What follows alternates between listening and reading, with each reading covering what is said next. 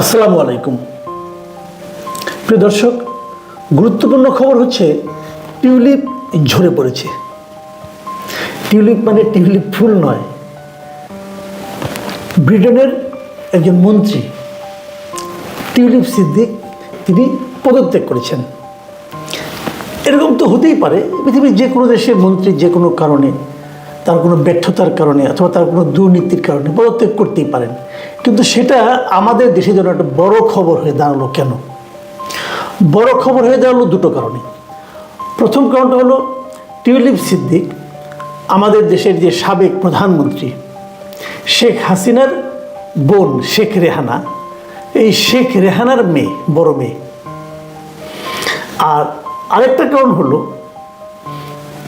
যে তিনি ব্রিটেনের মন্ত্রী হলেও তিনি কিন্তু পদত্যাগ করেছেন অথবা পদত্যাগ করতে বাধ্য হয়েছেন, আমি যেটাই বলি না কেন।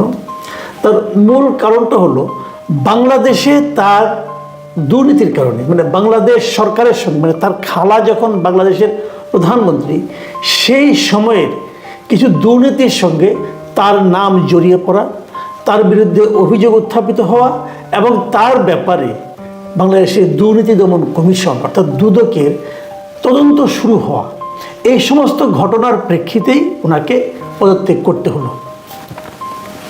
এই ঘটনাগুলি নিয়ে উনি প্রথম থেকে অস্বীকার করে আসছিলেন যে উনি কোনো দুর্নীতির সঙ্গে জড়িত নন, উনি কোনো অনৈতিক কর্মকাণ্ডের সঙ্গেও জড়িত নন, এটা উনি শুরু থেকে বলছিলেন। কিন্তু ব্রিটেনের পত্রপত্রিকাগুলো বিভিন্ন ঘটনার প্রেক্ষিতে উনি কিভাবে বাংলাদেশে কোন দুর্নীতির সঙ্গে ওনার নাম জড়িয়েছে, ওনার বিরুদ্ধে কোন ক্ষেত্রে অভিযোগ হয়েছে, সেগুলো ডিটেল ব্রিটেনের পত্রিকাগুলো লিখছিল।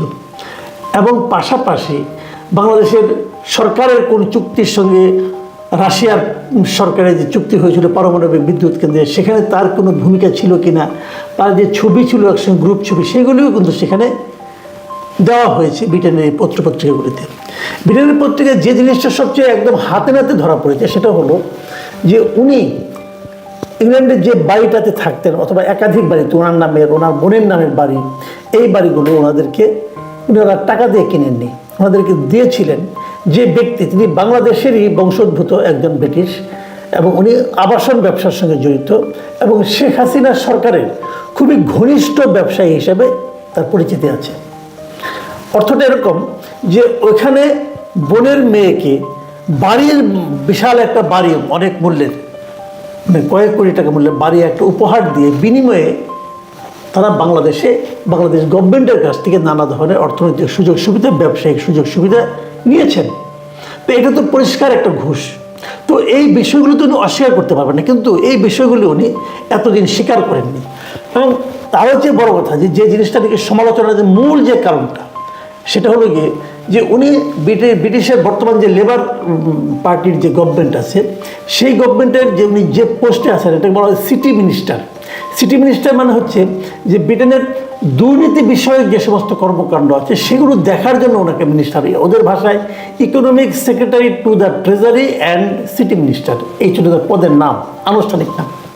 তো যাকে দুর্নীতিকে নিয়ন্ত্রণ করার জন্য, দুর্নীতি ধরার জন্য দায়িত্বপ্রাপ্ত মন্ত্রী হিসেবে নিয়োগ করা হয়েছে, সেই ব্যক্তি নিজেই দুর্নীতিতে জড়িয়ে পড়েছেন বলে অভিযোগ উঠেছে। অভিযোগগুলো কিন্তু এখনো প্রমাণ হয়নি এবং উনি এই ঘটনাকে ট্যাকেল দেওয়ার জন্য উনি সেখানকার যে প্রধানমন্ত্রী যে উপদেষ্টা আছেন একজন, ওখানকার যে সেই ব্রিটেনের প্রধানমন্ত্রী উপদেষ্টা, ওটাকে বলা হয় independent adviser on ministerial standards. মানে ওনাদের কাজ হলো এই ধরনের কোনো মন্ত্রী অথবা কোনো এমপি যদি কোনো আচার আচরণ, নীতি নৈতিকতার বিষয়ে যদি কোনো প্রবলেম হয়, কোনো প্রশ্ন ওঠে, তাহলে উনি সেটা তদন্ত করে দেখেন। এর নাম হলো লাউরি ম্যাগনাস। এর কাছে কিন্তু টিউলিপ নিজেই একটা রেফাইল পাঠিয়েছিলেন, মানে একটা চিঠি পাঠিয়েছিলেন এবং বলেছিলেন আমার বিষয়টা আপনি তদন্ত করেন। এবং সেই তদন্ত এখন শেষ হয়েছে বলে জানা যায়নি। এই তদন্ত চলাকালেই টিউলিপ সিদ্দিক তার মন্ত্রিত্ব পদ থেকে পদত্যাগ করলেন। গত রাতে উনি পদত্যাগ করেছেন। তো পদত্যাগ করলেন কেন? ওনার তদন্ত তো এখন শেষ হয়নি, কেন পদত্যাগ করলেন? তাহলে কি তদন্তে কিছু পাওয়া গেছে? না। এ ব্যাপারে আবার ব্রিটেনের প্রধানমন্ত্রী যে কিয়ার স্টারমার, উনি কিন্তু আবার অন্য কথা বলেছেন। উনি বলেছেন ওই যে লরি ম্যাগনাসের কাছে যে চিঠিটা উনি পাঠিয়েছিলেন, তিনি নাকি এই বিষয়টা পর্যালোচনা করার পর প্রধানমন্ত্রীকে নিশ্চিত করেছেন যে টিউলিপ কোনো নিয়ম লঙ্ঘন করেননি। যদি নিয়ম লঙ্ঘন না করে থাকেন তাহলে সে কেন পদত্যাগ করল, এইটা কিন্তু এখনো অস্পষ্ট। তবে এটা ধারণা করা যায়, যে বিভিন্ন পত্রপত্রিকায় যেভাবে তাকে নিয়ে লেখালেখি হচ্ছিল এবং লরি ম্যাগনাস পর্যালোচনা করে যা কিছুই পান না কেন, এই যে বাড়ি নেওয়ার বিষয়টা, এটাকে উনি কীভাবে জাস্টিফাই করবেন এটা কিন্তু ক্লিয়ার না। এবং বলা হয়ে থাকে যে লেবার সরকারেরই এই টিউলিপকে কেন্দ্র করে লেবার সরকারের জনপ্রিয়তাতেই একটা ধস নামার একটা বিষয় দাঁড়িয়েছিল। অনেকে এমনও বলেন যে হয়তো টিউলিপ পদত্যাগ না করলে পুরো মন্ত্রিসভাকে পদত্যাগ করতে হতো। দেখুন, এটাই হচ্ছে গণতন্ত্রের মাহাত্ম্য।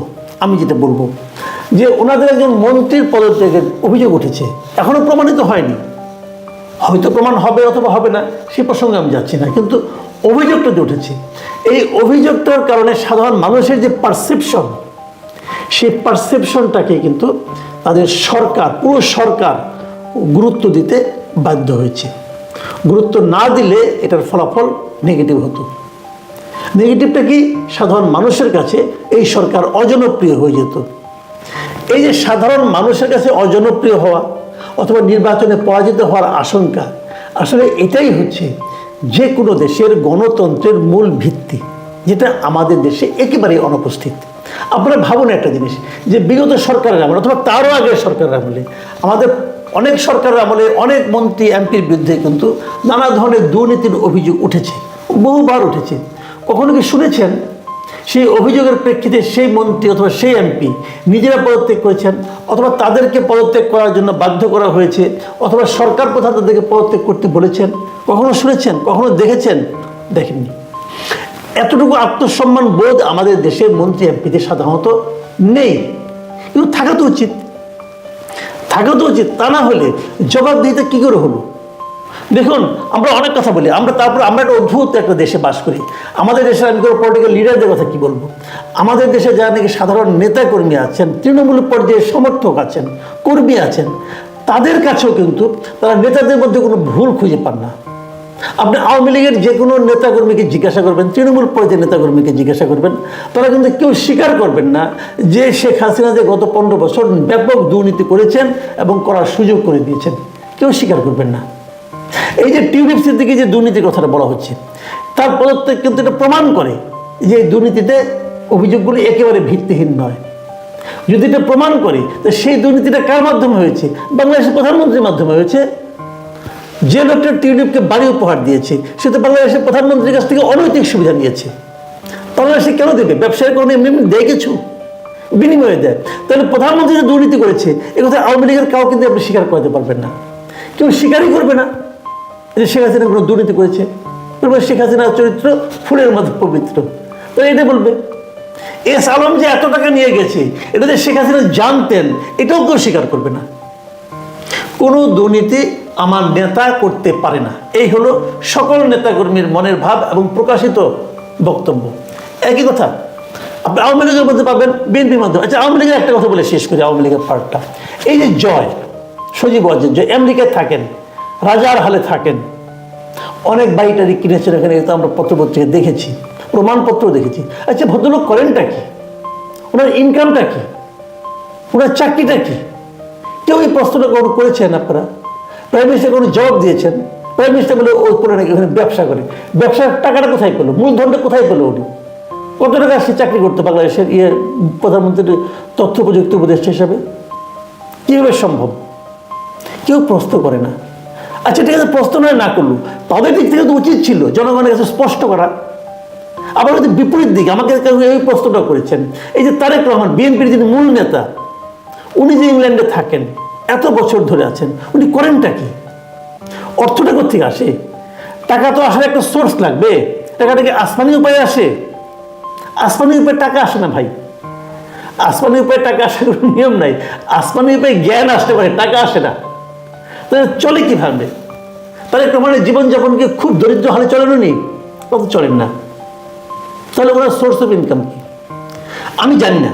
হয়তো জাস্টিফাইড কোনো ইনকাম আছে, আমি জানি না, বলতে পারবো না। তবে আমি আশা করব, আমি দাবি করব যে বিএনপির নেতৃবৃন্দ এবং এমনকি খোদ তারেক রহমানের উচিত হবে এই যে এত বছর উনি কীভাবে চলেছেন, ওনার কী পরিমাণ সম্পদ আছে এবং কী পরিমাণ সম্পদ উনি কীভাবে অর্জন করেছেন তার একটা বিবরণী বাংলাদেশের মানুষের কাছে দেওয়া।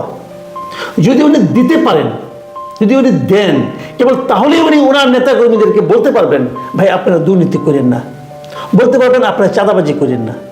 আর যদি উনি দিতে না পারেন তাহলে ওনার কিন্তু সম্পদ নিয়ে এবং ওনার এত বছরের চলাফেরা নিয়ে, ওনার এত বছরের জীবন ধারণ নিয়ে মানুষের মধ্যে সন্দেহ থেকে যাবে। সেই সন্দেহগ্রস্ত মানুষ যে তার দলের হয় তারাও আমাদের লুটপাট করবে। আমরা এই কথাটাই বলি, আপনি নেতা হন, আপনি যত বড় নেতা হবেন আপনি তত বেশি ট্রান্সপারেন্ট হবেন।